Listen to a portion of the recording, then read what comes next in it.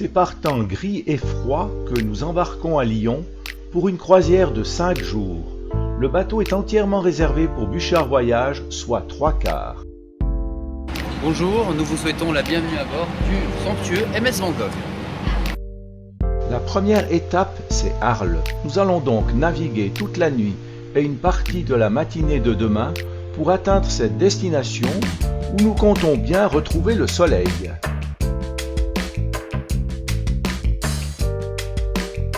Mais nous voilà déjà à Vienne, ville de 30 000 habitants dans une boucle du Rhône à l'embouchure de l'Isère.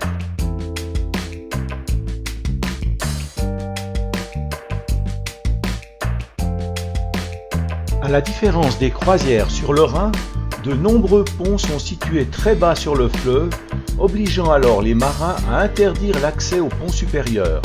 Cela peut aussi entraîner une interdiction de naviguer en cas de forte crue.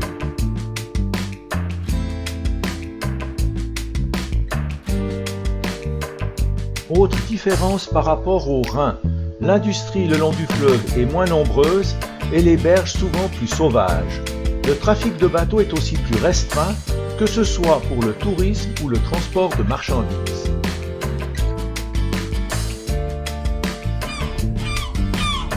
Fin de la première journée, on a retrouvé le soleil.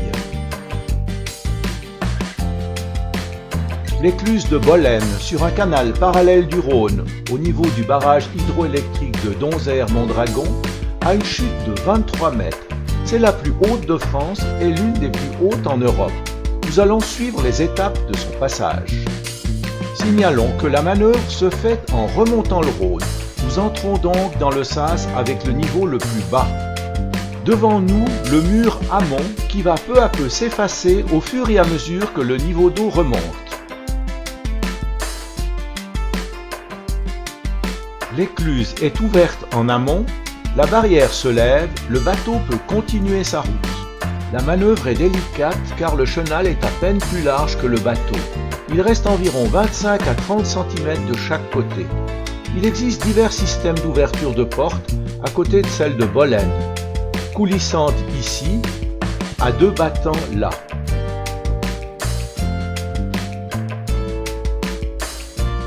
Nous passons au large de la localité de Beaucaire, autrefois étape importante sur la voie romaine domitienne reliant l'Italie à l'Espagne.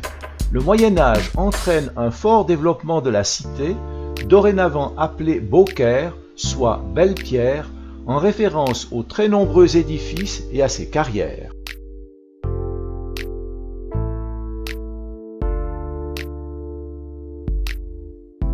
Nous sommes en face de Tarascon, localité qui fut depuis très longtemps un lieu de passage sur le Rhône.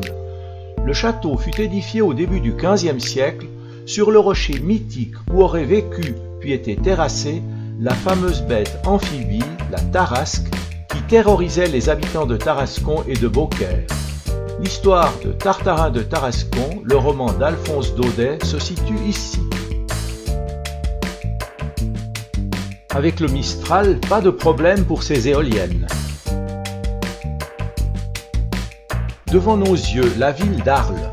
Notre bateau n'ira pas plus en aval sur le Rhône. Arles est une ville au passé romain, avec en particulier son amphithéâtre, qui reçoit chaque année les festivités de la Feria. C'est le point de départ des excursions vers la Camargue et les autres régions de la Provence.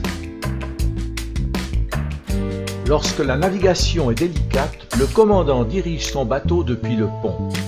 Bien que long de 110 mètres, ce navire se pilote avec un petit joystick. Ici, c'est le passage sous un pont très bas qui justifie cette manœuvre.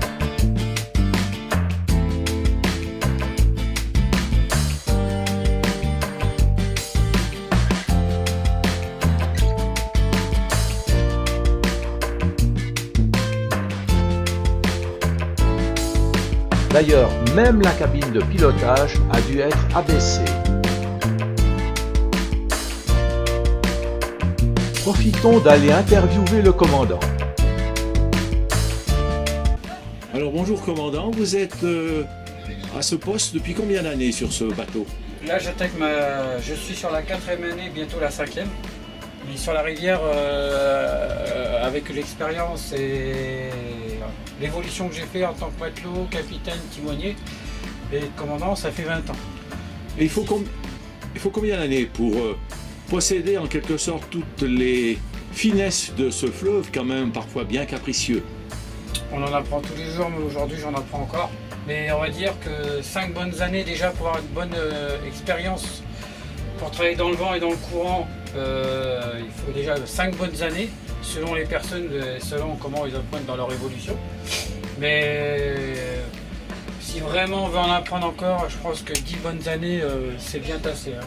Il en faut encore. On en apprend encore et on se fait encore des frayeurs des fois avec la navigation sur le Rhône et la Saône.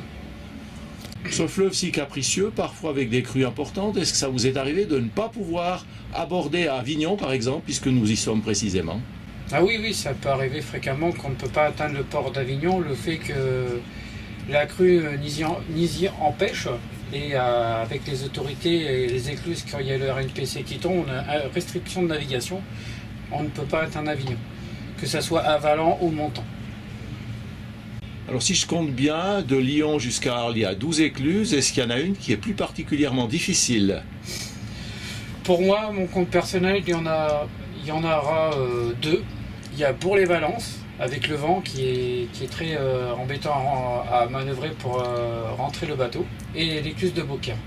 Souvent quand il y a beaucoup de Mistral, c'est une contrainte, parce que le bateau a beaucoup de prise au vent. Donc ça n'a rien à voir avec la largeur du bateau par rapport à celle de l'écluse, c'est toujours un problème de vent. Voilà, parce que le bateau, il y a une grosse prise au vent et il faut gérer la prise au vent, il faut anticiper les choses avec les moteurs pour pas que le bateau vienne de percuter méchamment le musoir.